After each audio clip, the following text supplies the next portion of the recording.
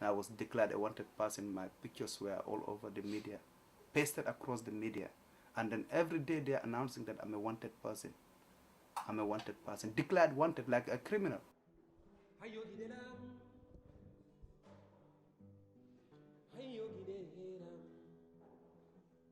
I don't know how I even survived. But it was very challenging. It was very, very challenging. So the thing that keeps me going is the inspiration of people like that. So if they can do it, I can do it, man. I can. There's an opportunity to do this, and I am not settling for just having a job and getting a check going back and home. I just want to do something with my life. Now, what I'm going to start with, I'll write a book. I'll write a story about what I went through. I'll write a book and share that with the world.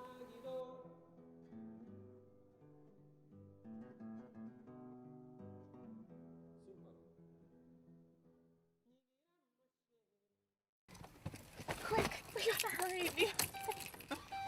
Okay. We wanted to do a retreat off campus that was serving the community, and we chose to work at the Dream Center in Providence, and they were having a Thanksgiving meal, and we thought it would be a great opportunity to work together and come together as an RCAA group, as well as serving the community and serving them Thanksgiving dinner. We are a very small agency operating on a very like a shoestring budget, very small budget, but at least we are able to do little things in our own little way to make our little differences, which is that what we wanted to do. This 2016, we had the second year of organizing a Thanksgiving dinner. Obviously, this was bigger and more organized because a lot more people were involved and helped. So the idea was not only for the introduction to the American festivities of Thanksgiving, but it was broader because that achieved everything else for us. And one, it was able to bring refugees with the larger community to interact, also feel involved. Two, to be exposed to the American culture. And this is unique to America, Thanksgiving. And then most of them, it was the first time experiencing Thanksgiving. But another a component of it is knowing about the diet, the dietary issues, just to understand, the different dietary issues connected to America, and then talk to people about it. So it's like an opportunity for people to learn different things. Two of the gentlemen actually had just gotten here the night before, so that was awesome. I literally got chills when he said that. So just that we got to spend their first day in America with them was awesome.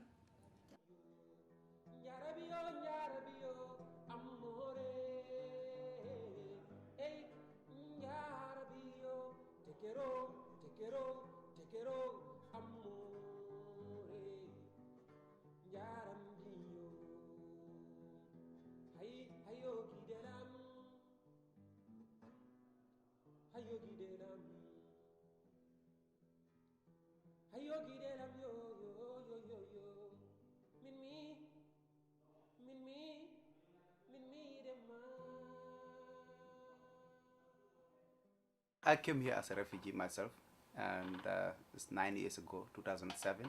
Because I'm writing about human rights, I'm writing against torture, I'm investigating against murder and a dictator, and I'm arrested and tortured and released and tortured, and you see this is a mark of a bayonet, military beating me and stabbing my body with bayonets because I wrote about the dictator.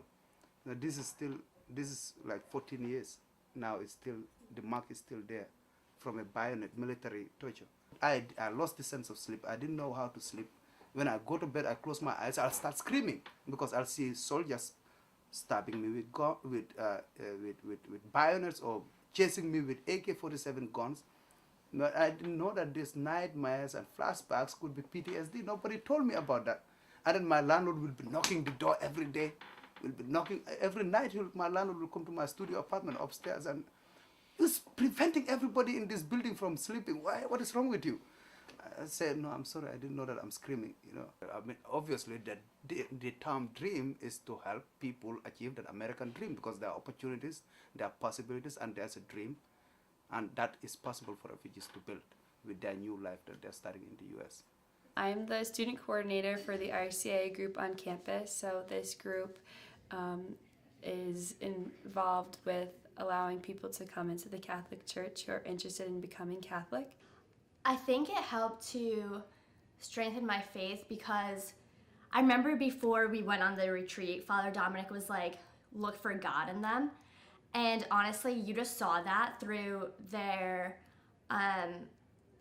just strength in getting here. Like they never gave up, and they always like a lot of them explained to us how they turned to God. You know, during times of trouble when they were like, are we even going to make it to America? They just turned to God, and it was awesome to hear that because that's what we've been learning about in class, like turning to God in times of trouble.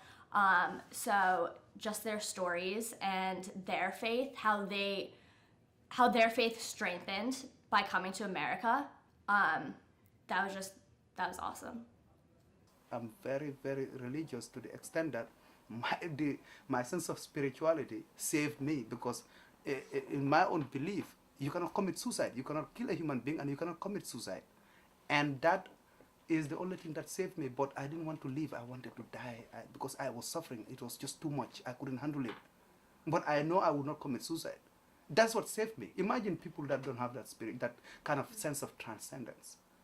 If you think about Jesus' sacrifice on the cross, there's a really cool relationship between him suffering and through his suffering, he was able to save all of us.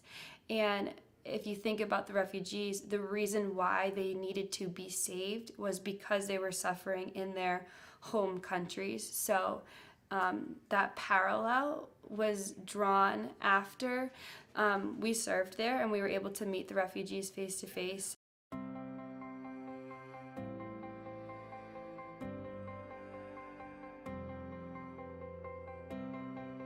I just remember when we were leaving that day, we just saw them in the parking lot just playing. And it just occurred to me, I was like, these are normal kids, you know? These are, like, they don't understand what's going on. You know, these are kids just like we're kids.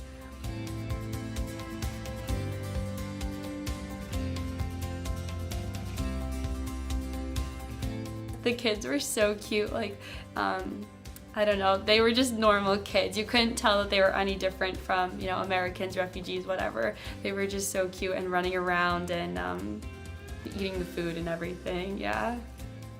The strength of humanity, you know, being kind, showing love, that's what I see all around.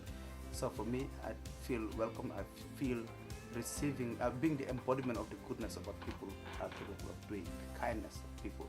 So I think it's humanity, just seeing human beings as human beings and helping them and supporting them.